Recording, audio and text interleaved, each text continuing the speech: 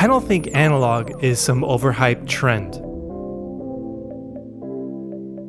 Analog really is commitment to your instruments. You have a lot less options when it comes to punching in, automating things. You got to get that part right. We got to get better as musicians. We got to practice. So many tools out there are aiming to make life easier and better, but they're really just stripping us of our skills. AI, we already have things easy for us. And comping is great, all these tools are great, but they're also setting us up for this unrealistic standard of perfection. Perfection just doesn't exist.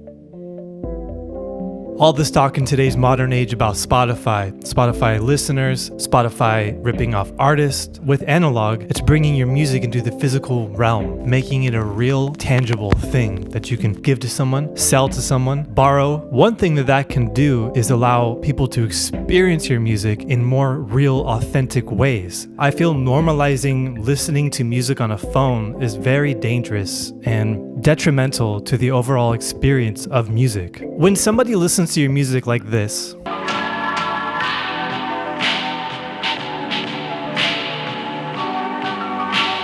it's like trying someone's cooking before seasoning and saying, oh, this tastes pretty good. No, music is best listened in an experience that's more tailored for the music.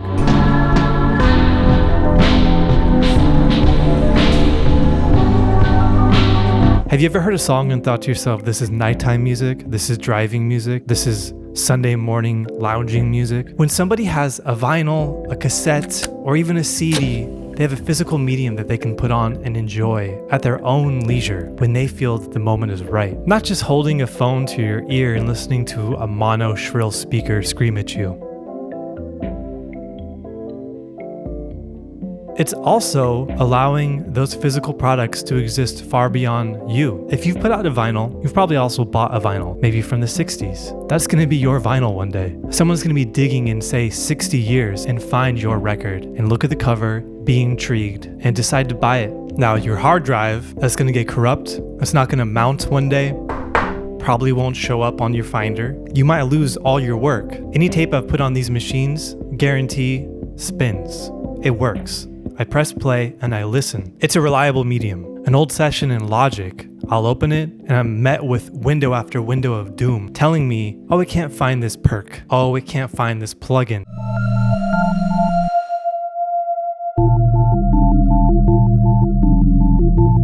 I don't have a license for this anymore. Somebody didn't update a third-party plugin with my new OS. There's a lot of complications that come in the digital world, and that's just talking about today. I was recently asked to help somebody with a project. It was taking samples off of a floppy disk that used to go into an Akai sampler in the 90s. The road to figuring out how to do that was so complicated, and it's still not been completely resolved. Now imagine opening your Ableton or Logic or FL sessions that you make today in 20 years. If you want longevity for your music, you have to think about these things.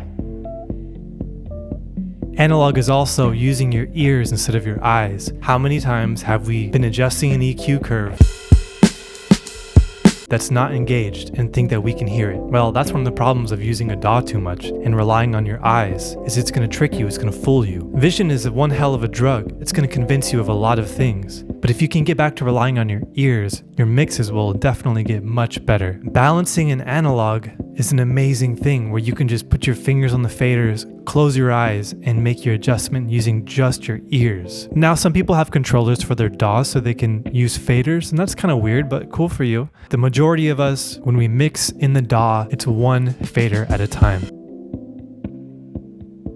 Less is more. You're going to be limited to a certain amount of tracks, microphones. And that is a good thing because luckily the trend of the early 2000s where pop songs had easily 200 plus tracks on them has kind of died down. It's not really necessary to have Aztec chanting warriors in the background of 50 Cent's Put It Down on Me. Oh, you didn't know that there was heavy metal distorted guitar on Britney Spears' Toxic? Well, there is. All these things are buried and layered in there. Does it really matter? If you took it away, would the song not be what it is? That's a good design principle. You take something away from the product and it completely crumbles and falls apart. So if you can strip a song of certain layers of sound effects, of your stacked acoustic guitars, it's still going to be good. You don't need to have 3 overdubs of the same thing to make it ultra 3D wide.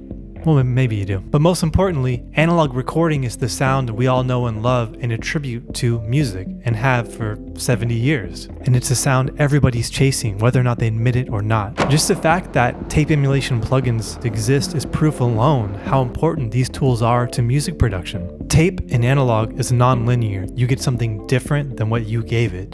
And that's the beautiful thing. The imperfections, the happy accidents. It's a journey into chaos. And for the people who rightly so want to bring up fantastic mixers like Chad Blake, who work only in the box, let me tell you this. The majority of the songs that they're mixing were tracked with analog on the front end, which means that tape or analog mixers or analog processes were used before it reached the mixer. So that's more of like a hybrid workflow. Now, don't get me wrong, I'm no purist. I use analog and digital. I just think that every production could benefit from a little bit of analog somewhere. It doesn't have to be everything, but just a little piece of it can go a really long way, and it can really transform your production.